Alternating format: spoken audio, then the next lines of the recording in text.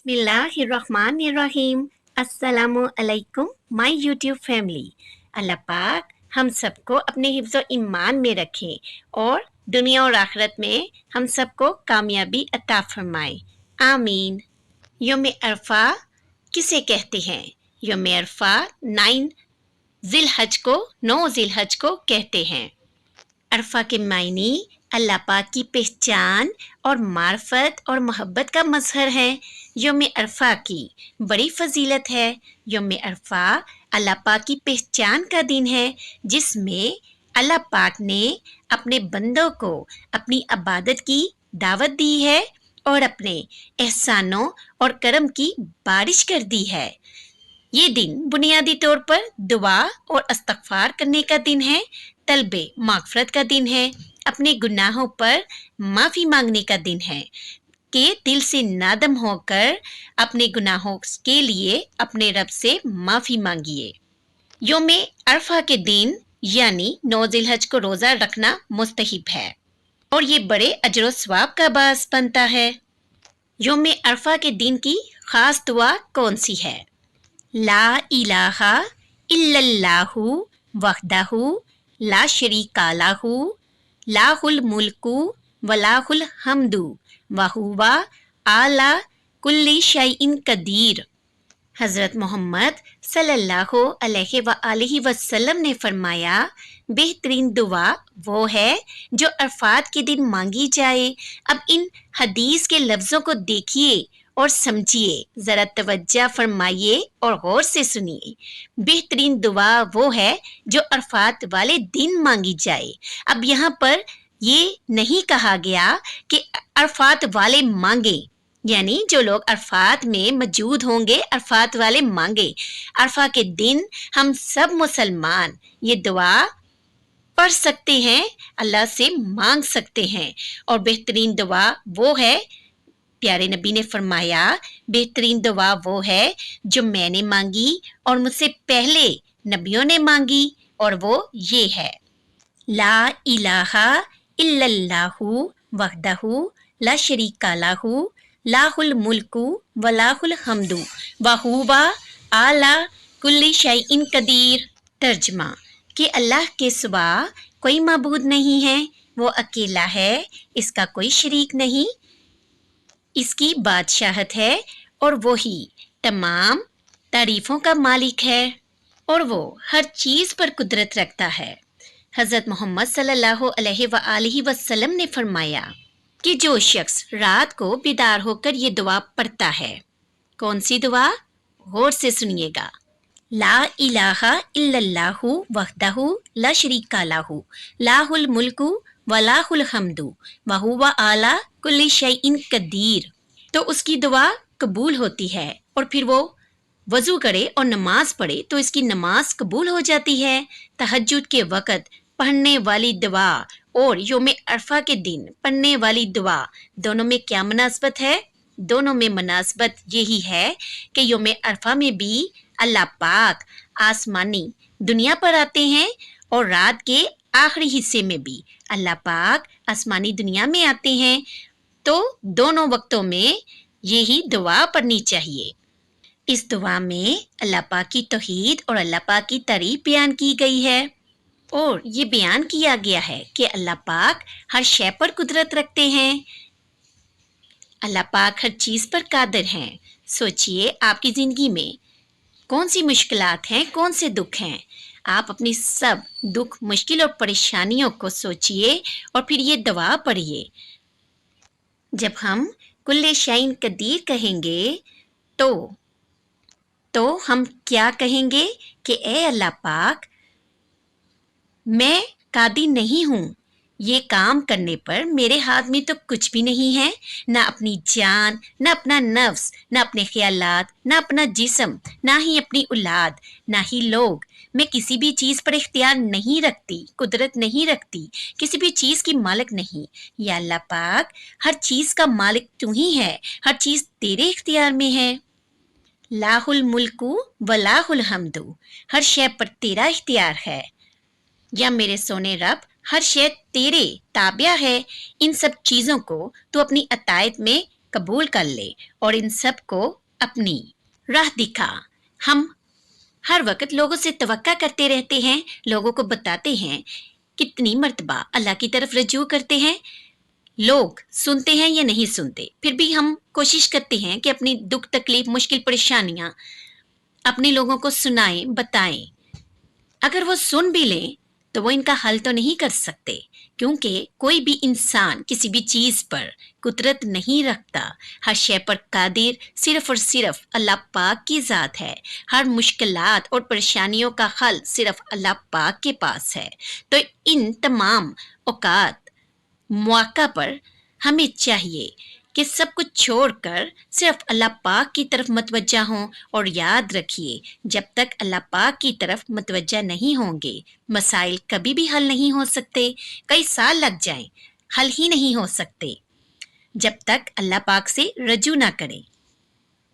تو میں آپ سے ہر ایک سے یہی تاکید کرنا چاہوں گی، ریکویسٹ کرنا چاہوں گی، جو بھی آپ کو زندگی میں مشکلات اور پریشانیاں پیش آئیں، ان سب کو دل میں لا کر رو کر اللہ پاک کی قدرت، اس کے ملک اور اس کی توحید کا واسطہ دے کر اسی سے دعا کیجئے کہ اللہ پاک آپ ان مشکلات کو حل کر دیجئے۔ دل سے اللہ کو پکاریے تو پھر آپ دیکھیے گا مسائل کس طرح اور کتنی جلدی حل ہو جاتے ہیں، کیونکہ ہر شے پر صرف اور صرف اللہ پاک کی ذات قادر ہے، اس لیے جو قادر ہے اسی کو پکاریے۔ میں ہمیشہ اس بات کو سوچتی ہوں کہ اللہ پاک اس وقت کیا سوچتا ہوگا، کیا کہتا ہوگا کہ کام تو میں کر سکتا ہوں، بتا یہ لوگوں کو رہا ہے یا رکھی ہے جو کسی بھی چیز پر قدرت نہیں رکھتے، سب کچھ تو میرے اختیار میں ہے، اور دیکھ یہ لوگوں کی طرف یا یہ دیکھ لوگوں کی طرف رہی ہے۔ مثال کے طور پر جیسے ہمیں سخت پانی کی پیاس لگی ہو اور جس کے پاس پانی ہو اس کو چھوڑ کر باقی سب سے پانی مانگتے رہیں کہ ہمیں پانی پلا دو، جن کے پاس پانی ہے ہی نہیں تو وہ ہم کو کیسے پانی پلا سکتے ہیں؟ بالکل اسی طرح بندوں کے ہاتھ تو کچھ بھی نہیں ہے، پھر ہم کیوں اپنی مشکلات اور پریشانیاں ان کو بتائیں؟ بلکہ اس کی جگہ اگر ہم اللہ پاک کی طرف راغب ہوں، اللہ پاک کی طرف متوجہ ہوں اور پورے دل سے اللہ پاک کو پکاریں اور کثرت سے اللہ پاک کا ذکر کریں تو ہماری ہر مشکل اور مصائب کا حل دنوں میں ہو جائے گا۔ تو یوم عرفہ کے دن کثرت سے جو آپ کو ذکر کرنا ہے اور کرتے رہنا ہے وہ یہی دعا ہے، لا الہ الا اللہ وحدہ لا شریک لہ لہ الملک و لہ الحمد وہو علی کل شیء قدیر۔ پھر اس کے بعد اللہ پاک سے اپنی دعائیں کیجئے، جو پریشانیاں ہیں بیان کیجئے اللہ پاک کے سامنے، تاکہ آپ کی مشکلات اور مصائب حل ہو سکیں۔ اللہ پاک فرماتا ہے یوم عرفہ کے دن آج اتنے گناہ لے کر آؤ جتنے بارش کے قطرے ہیں، یعنی اتنے ڈھیر سارے گناہ لے آؤ جتنے بارش کے قطرے ہیں، اتنے گناہ لے کر آؤ جتنے ریت کے ذرے ہیں، اتنے گناہ لے کر آؤ جتنے درختوں کے پتے ہیں، اتنے گناہ لے کر آؤ جتنے گردش ایام، یعنی جب سے ٹائم شروع ہوا ہے اربوں سال پہلے ٹائم شروع ہوا تھا اس دن سے آج تک جتنے دن رات بنے ہیں اس کے برابر گناہ لے کر آؤ، اس سارے مجموعے کے برابر گناہ لے کر آؤ، آج میں معاف کرنے کے لیے آیا بیٹھا ہوں۔ تمہارے دو بول معافی کا منتظر ہوں، دل سے معافی مانگ لو، میں سارے گناہ معاف کر دینے والا ہوں، میں سارے گناہ معاف کر دوں گا۔ تو اس سے یہ ظاہر ہوتا ہے کہ یوم عرفہ کے دن ہمیں چاہیے کہ اللہ پاک سے اپنے گناہوں کی معافی مانگتے رہیں اور زیادہ سے زیادہ استغفار کریں، اور جو پیارے نبی حضرت محمد صلی اللہ علیہ وآلہ وسلم نے یوم عرفہ کی دعا بتائی ہے اس کو مسلسل پڑھتے رہیں۔ ایک سائل یعنی ایک فقیر جو روز عرفہ کسی انسان سے کچھ مانگ رہا تھا، امام علی زین العابدین نے اسے روکا اور کہا کہ آج کے دن بھی یوم عرفہ کے دن بھی کسی بندے سے مانگ رہے ہو، تمہارا دستے سوال دراز ہے اور آج بھی تم کسی انسان سے مانگ رہے ہو، حالانکہ یہ اللہ پاک سے مانگنے کا دن ہے۔ اللہ پاک مالک ہے، رازق ہے، خالق ہے، دینے والا ہے، اور پھر امام نے فرمایا کہ آج وہ دن ہے جس دن اللہ کی رحمتیں، اللہ کی عنایتیں غور سے سنیے گا اور توجہ فرمائیے گا۔ آج وہ دن ہے جس دن اللہ کی رحمتیں اور اللہ کی عنایتیں ان بچوں پر بھی پہنچتی ہیں جو ابھی یعنی جن کی ابھی ولادت بھی نہیں ہوئی، جو ظاہری طور پر ابھی اس دنیا میں نہیں آئی، تو ابھی تک اپنی ماؤں کے شکنوں میں ہیں۔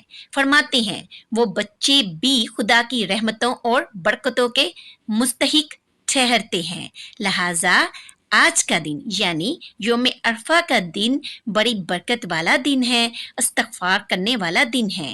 جتنی دعائیں کی جائیں کم ہے۔ یہ وہ دن ہے جس دن زیادہ سے زیادہ دعائیں کرنی چاہیے اور استغفار کرنا چاہیے، لہٰذا اس دن کو ضائع مت کیجیے، اس دن کو ضائع نہ ہونے دیں، زیادہ سے زیادہ اللہ پاک کی عبادت کریں۔ قرآن مجید میں اس دن کی عظمت کا ذکر کیا گیا ہے۔ ترجمہ: قسم ہے برجوں والے آسمان کی اور اس دن کی جس کا وعدہ دیا گیا ہے، اور حاضر ہونے والے کی اور جس کے پاس حاضر ہوا جائے، و شاہدین و مشہود۔ مشہود سے مراد عرفہ کا دن ہے جس میں سب لوگ ایک جگہ پر حاضر ہوتے ہیں۔ یہاں اللہ پاک نے 3 چیزوں کی قسم کھائی ہے۔ ایک، برج کی بڑے بڑے برجوں کی قسم کھائی ہے جو اللہ کی قدرت، نشانیوں میں سے بڑی نشانی ہے۔ دوسری، قیامت کے دن کی، وہ دن جس کا وعدہ کیا گیا ہے۔ اور تیسرے، حاجیوں کی اور جو عرفہ کے میدان میں حاضر ہوں، یہ بھی اللہ کی نشانیوں میں ایک بڑی نشانی ہے۔ ان سب سے یہ بات بڑے اچھے طریقے سے واضح ہوتی ہے کہ یوم عرفہ کا دن بڑی فضیلت، بڑی برکت والا دن ہے۔ اس دن زیادہ سے زیادہ عبادت کرنا چاہیے، اللہ پاک سے اپنے گناہوں کی استغفار یعنی معافی مانگنی چاہیے۔ یوم عرفہ کے دن روزہ رکھنے کی بڑی فضیلت ہے، اس لیے آپ سب سے گزارش ہے کہ یوم عرفہ کے دن کوشش کریں زیادہ سے زیادہ عبادت کرنے کی، اور یوم عرفہ کے دن کی دعا کی جس کا ذکر پیارے نبی نے فرمایا ہے، یعنی یوم عرفہ کے دن کی سب سے افضل دعا یہ ہے: لا الہ الا اللہ وحدہ لا شریک لہ لہ الملک ولہ الحمد وہو علی کل شیء قدیر۔ امید کرتی ہوں آپ سب کو یہ ویڈیو پسند آئے گی۔ میری آپ سے مؤدبانہ گزارش ہے اپنی دعاؤں میں مجھے بھی یاد رکھیے گا۔ ملتی ہوں پھر نئی ویڈیو کے ساتھ۔ اللہ حافظ۔